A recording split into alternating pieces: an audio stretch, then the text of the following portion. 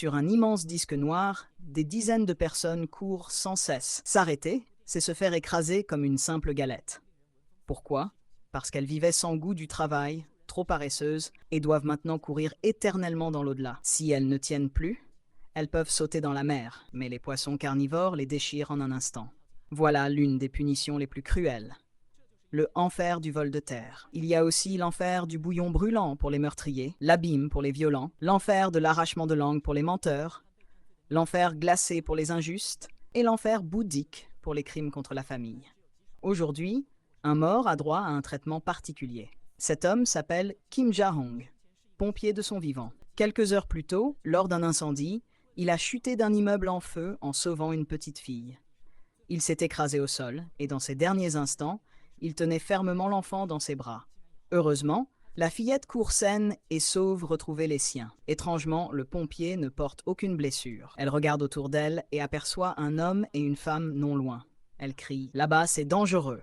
Partez vite, puis se retourne et voit son propre corps étendu par terre. Ses collègues se démènent pour la réanimer. Leur visage montre qu'elle est déjà morte. Les deux personnes en noir sont les messagers venus l'emmener dans l'au-delà. La messagère est ravie de voir Ja-hong. C'est un héros qui a sauvé des vies, une âme noble. La carte du destin montre qu'elle est une personne de haute valeur dans l'au-delà. Le pompier reprend conscience, mais ne peut accepter la mort. Il a une mère âgée et un petit frère à charge. Il est l'unique soutien. Il recule en pleurs, mais la seconde d'après ses pieds quitte le sol. Il veut revoir sa mère une dernière fois, mais les messagers infernaux refusent sa demande. Rapidement, il est aspiré par un grand halo de lumière, puis conduit en enfer. Tous les défunts doivent, dans les 49 jours, passer les 7 jugements des enfers. Réussir signifie renaître. Échouer condamne à ne jamais se réincarner. Les messagers jouent un rôle semblable à celui d'avocats humains, faisant tout leur possible pour aider les âmes à accomplir leur transition. La première étape est l'enfer de la trahison où sont jugées les personnes accusées d'avoir trahi ceux qui comptaient sur elles. Kim est aussitôt accusé par le roi de cet enfer. Il aurait trahi son meilleur ami lors d'un incendie. Sur l'écran des enfers, on revoit la scène. Son camarade lui criait de l'aider, mais Kim a tourné le dos et s'est enfui. C'est un pompier. Ils remettent les pièces du puzzle en place. En réalité, l'immeuble était en flammes et un collègue avait la jambe coincée sous une dalle. Soudain, des appels à l'aide se font entendre depuis l'immeuble. Son coéquipier lui ordonne d'aller sauver d'abord d'autres victimes et de revenir ensuite pour lui. Quand il a voulu retourner secourir son camarade, il était trop tard. L'immeuble s'est effondré. Le pompier n'a pas pu sauver son collègue, mais a sauvé ses 8 vies. Après avoir découvert la vérité, le roi du jugement le déclare finalement innocent. Le premier jugement est donc passé. Ils embarquent ensuite pour l'épreuve suivante, l'enfer de la paresse, où l'on juge ceux qui ont gaspillé leur temps de vie. Confiants, ils affirment que Kim n'a jamais été paresseux. Au contraire, il s'est toujours dépensé sans compter. Pour le prouver, il projette des images de sa vie. On le voit risquer sa peau pour détruire un nid de frelons, manquer de se noyer en sauvant un bufflet ou encore risquer sa vie pour protéger un petit chaton. Le roi de l'enfer, ému, applaudit et annonce même qu'il fera ériger une statue en son honneur. Mais quand on lui demande pourquoi il a tant risqué sa vie, Kim lâche une réponse inattendue. Pour gagner de l'argent. Silence total. Le roi se fige. Cet aveu change tout. Sur ordre du roi Shojang, le radeau du pompier glisse vers une cascade terrifiante.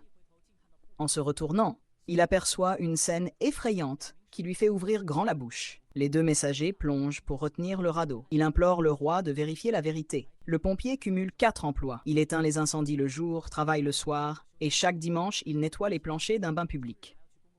Épuisé, il n'a jamais eu de jour de repos.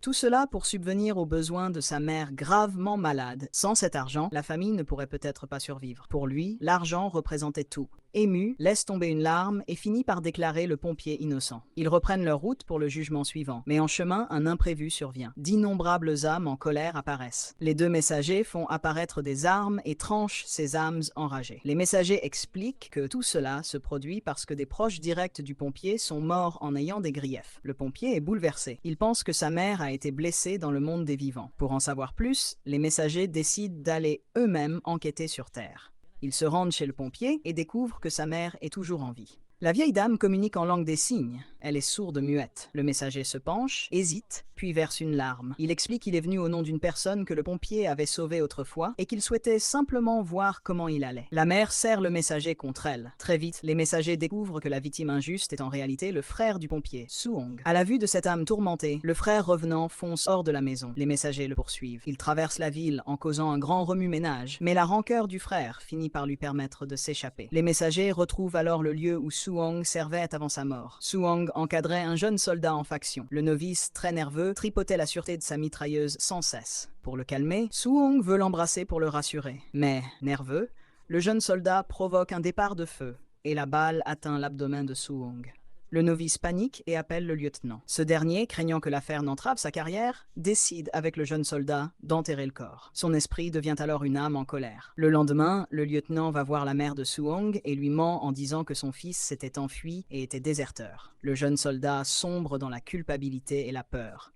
Il s'enivre chaque jour dans des bars pour s'oublier. Suong, animé par la colère, le hante sans cesse. Il tente même de faire tomber le lustre du bar sur lui. Les messagers interviennent et poursuivent l'âme vengeresse. Finalement, ils l'assujettissent avec une corde à un pylône électrique. Mais la rancœur de Suong est si puissante qu'elle plonge la ville dans les ténèbres et lui permet de s'échapper. Accablé de remords, le novice retrouve la mère de Suong et jette une carte sur la cour de sa maison. En ouvrant la carte, la mère découvre l'emplacement marqué. Elle comprend que son fils est encore au camp militaire. Le jeune soldat, déterminé à expier, prépare son suicide. Il monte sur une poutre pour se pendre. Suong, qui sait qu'il n'a pas voulu tuer, il demande aux messagers de sauver son ami. Les messagers répondent que normalement ils ne peuvent pas intervenir dans les affaires humaines, mais Suong promet que s'ils épargnent le soldat, il ne fuira plus et acceptera de les suivre dans l'au-delà. Les messagers font une exception et sauvent le novice. Pendant ce temps, la mère muette, tenant une pancarte, se précipite dans le camp pour réclamer justice pour son fils. Le lieutenant, honteux, arrache brutalement la pancarte des mains de la mère.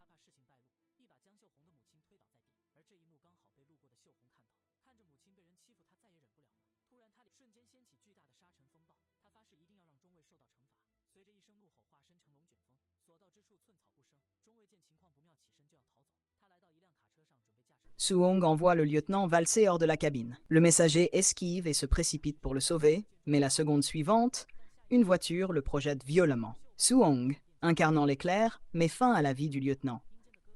Le pompier s'enfonce dans du sable mouvant, coulant doucement. La messagère se bat de toutes ses forces pour le retenir, mais en vain. C'est alors que Suong entend le cri désespéré de la messagère. Elle voit son frère déjà englouti par le sable. Pour sauver son frère, elle renonce à sa colère. La messagère en profite pour l'apaiser. La colère s'efface. Au même moment, le pompier arrive à l'enfer du mensonge. Le roi de l'enfer des mensonges est une adorable petite fille. Elle n'écoute aucun des mots du pompier et veut tout de suite lui arracher la langue. Après tout, elle a menti de son vivant. Le pompier avait en fait menti à 2 personnes. Il écrivait des lettres pour rassurer sa mère, lui faisant croire qu'il était marié et heureux, et il envoyait aussi de fausses lettres supposément écrites par son camarade décédé pour donner de l'espoir à la fille de celui-ci. Tout cela, ce sont des mensonges bienveillants. Comprend la bonne intention derrière ces mensonges et déclare finalement le pompier innocent. Ils poursuivent alors leur chemin vers l'enfer suivant. Parce qu'il était bon et droit de son vivant, il passe sans peine les enfers de l'injustice et de la trahison. Mais à la surprise générale, il est arrêté dans l'enfer de la violence. En effet,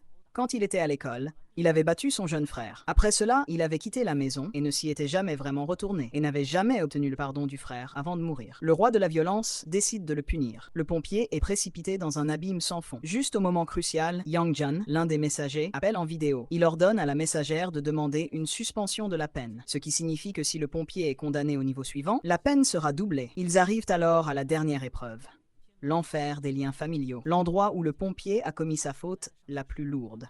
En effet, adolescente, non seulement il avait frappé son petit frère, mais il avait même envisagé de tuer sa mère. Comment en est-on arrivé là? À l'époque, sa mère était gravement malade et le frère mal nourri. Il avait perdu tout espoir et avait songé à emmener toute la famille avec lui dans la mort. Finalement, il n'a pas eu le courage d'agir. Il a quitté la maison pendant plus de 10 ans, ne revenant jamais. Il travaillait dur dehors et envoyait de l'argent. Il pensait que seul le frère connaissait la vérité, mais le roi Yama révèle quelque chose qui choque même le pompier. La nuit où il avait soulevé l'oreiller, en réalité, la mère s'était déjà réveillée. Elle n'a pas résisté parce qu'elle ne voulait pas devenir un fardeau pour ses enfants. Elle espérait que son départ leur permettrait de vivre un peu plus léger. Apprenant la vérité, le pompier s'effondre et tombe à genoux. Il dit qu'il est prêt à accepter n'importe quelle punition, mais qu'il souhaite seulement voir sa mère une dernière fois pour lui dire pardon.